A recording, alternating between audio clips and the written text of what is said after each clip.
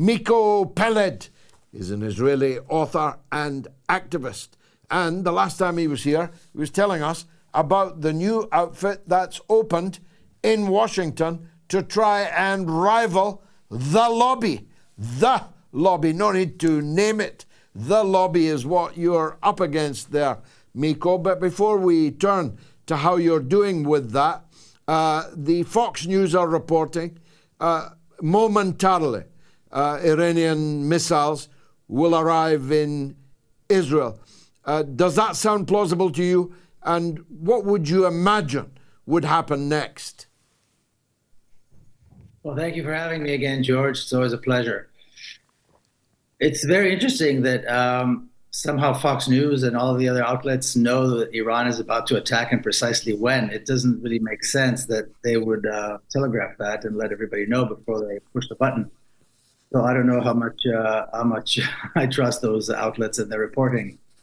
It seems logical that the Iranians will retaliate. How they will do it, when they will do it, remains to be seen. So far, everything they've done has been measured and responsible. So I think we can safely assume that the next attack, should there be one, will also be measured and responsible. That's all. I think that's all we can anticipate at this point. You see, there's the argument that the next round of so-called ceasefire talks on the 25th of August, that there may be, as it were, an armed negotiation going on here. If the Iranian and Lebanese resistance retaliation has not happened by the 25th, that somehow that is a negotiating lever with the Israeli side, and that a ceasefire might be achieved. But what does a ceasefire mean in these circumstances, Miko? You know, I think the whole idea of negotiating a ceasefire with a genocidal regime is absolutely absurd. I really don't know what that means. It reminds me that I was asked recently in an interview about the efforts the United States is making to calm down things and prevent an all-out war. And I thought, I said to them, I don't understand the question. The United States just committed billions of dollars in weapons to a regime that's not only genocidal, but also committing assassinations around the world in capitals, of other countries. So these are absurd conversations. I can't imagine they would have had, tried to negotiate a ceasefire with Hitler. I don't know what this means. I think negotiating with the genocidal regime is absurd. I think anything short of severe sanctions, complete boycott, an arms embargo is ridiculous, and a demand to dismantle the Gaza Strip prison. I mean, the Gaza Strip is a prison. It needs to be dismantled completely so that Palestinians can go back to their homes, their land, buy food, get water, get the medical care they need, which is available minutes away from the Gaza Strip, driving east. Anything short of that seems to be absolutely ludicrous. I do not understand these ideas of negotiating with the regime or talking about a ceasefire when what we need to do is end the genocide. Well, the U.S. stepped up. They'd looked at the thesaurus. They had earlier said they were concerned about civilian casualties in Gaza.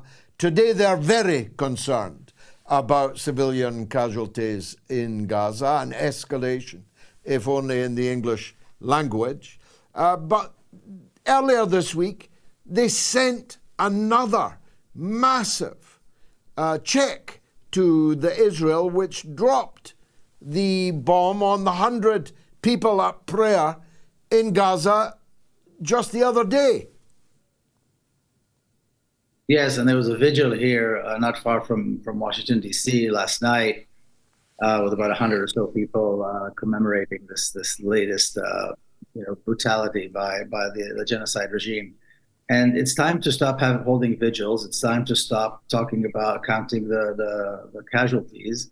It's time to stop being horrified by each and every step and end the entire thing for good. I don't believe that any conversation other than ending it forever is even appropriate. Israel will never stop. This apartheid genocide regime will not stop murdering Palestinians as long as it exists. We've seen this. We know the history. There's nothing new going on here.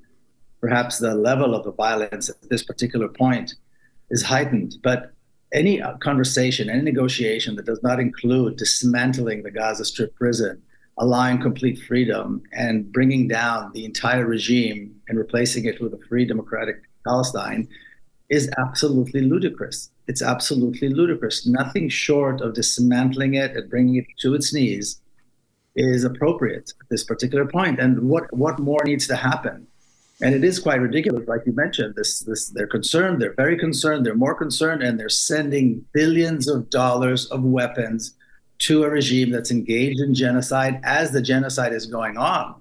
And again, the only comparison that I see that fits somehow is negotiating a ceasefire with Hitler as he's burning and murdering millions of people around Europe. It is absolutely absurd. It is absolutely absurd to have this conversation rather than how quickly we guarantee the absolute safety and security of the Palestinian people moving forward.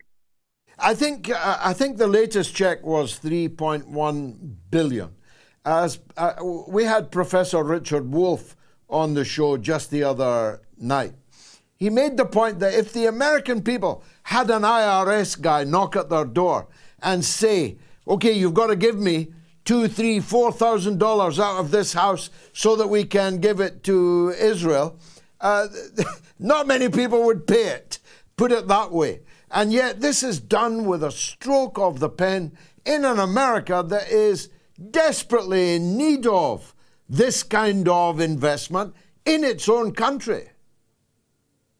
And this is really what people are beginning to realize, that the money that is going to murder Palestinians can be going to either, if it's foreign aid, going to actually countries that need foreign aid, or to improve life of Americans here in the United States. Schools are falling apart, infrastructure is falling apart, homelessness and so on. Schools are falling apart, But this conversation is beginning to get some backwind right now here throughout the United States. But again, you asked earlier who is going to be elected. Will it be Kamala Harris, yes or no? On this particular issue, it makes absolutely no difference. They are all committed to supporting the genocidal regime 110%. And that is the serious problem. That's the conversation that has to change in the United States. Supporting the apartheid regime would be completely unacceptable for any politician that wants to be elected.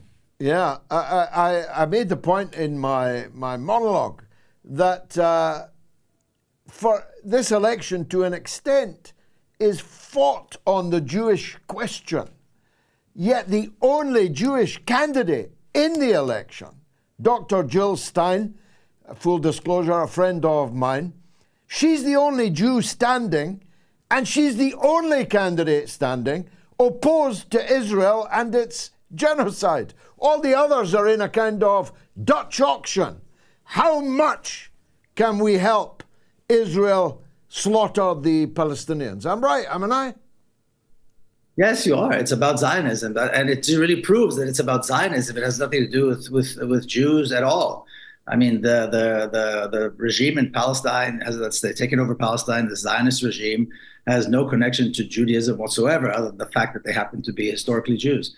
I mean, that's what it is. I mean, Jill Stein is not a Zionist, and all these others are Zionists.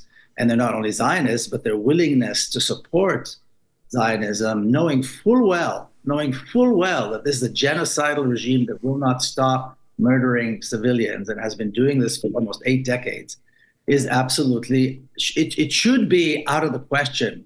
Imagine a politician that comes up and stands up and says, I am a white supremacist and I'm proud of it, and I will continue to push forward white supremacy or fascism or whatever other racist notions. But when it comes to Zionism, it's fine. Zionism is completely allowed and completely acceptable in the United States. And that needs to change. That is the most important thing that needs to change in American politics today. The support for Zionism has to end. Finally, Miko, you kindly gave us a view of your new institute, the one that you're jointly involved with, trying to struggle against the lobby in the corridors in Washington. Give us an update, please, on how your work is going. Well, we put up a flag and the sign recently, which has been very rewarding. People are coming in, groups are coming in. There were several opportunities for many groups to come to the Capitol, first for the Netanyahu speech in Congress, and then after that, the Christians United for Israel were here in D.C. They had their convention, and many people come to Washington in order to protest, and this is where they come to stop. They stop. We discuss. This is a place for people to it's a safe space for Palestine in Washington D.C. and it's just a 5-minute walk from the Capitol itself. And what we are pushing is, number one, for people to understand and realize, grasp and accept that there's an apartheid state. And if we want to end the genocide, we have to end the apartheid. And groups and organizations need to talk to their churches, need to talk to their boards of directors to adopt the amnesty report, to adopt the recommendations at the end of the amnesty report on apartheid, so that speaking about apartheid, speaking about ending the genocide, and speaking about sanctions, severe sanctions and arms embargo and so forth against the Zionist regime becomes commonplace. That is what needs to happen. It seems like a very, very steep and slippery mountain to climb at this point, but this is what's happening, and we're getting great response. People are coming in, people are coming and wanting to engage and discuss and figure out the strategy, how we change the conversation in Washington, D.C. Remind us finally how people can see what you're doing. What's the website? The Palestine House of Freedom is the name of the organization, the name of the place. They can use the Arabic Dar al-Hurriya, DARALHURRYA, daralhurriya.org. We're on social media. We're on all the social media platforms. Either name works. People can message us. People can stop by. We're there every day. Like I said, we're just a few-minute walk from the Capitol, right on Pennsylvania Avenue. And please join us. Please come. Please be part of this effort to finally end the genocide of the Palestinian people and establish a real free Palestine from the river to the sea. God preserve you, Miko Peled. Thanks for joining us on the mother of all talk shows.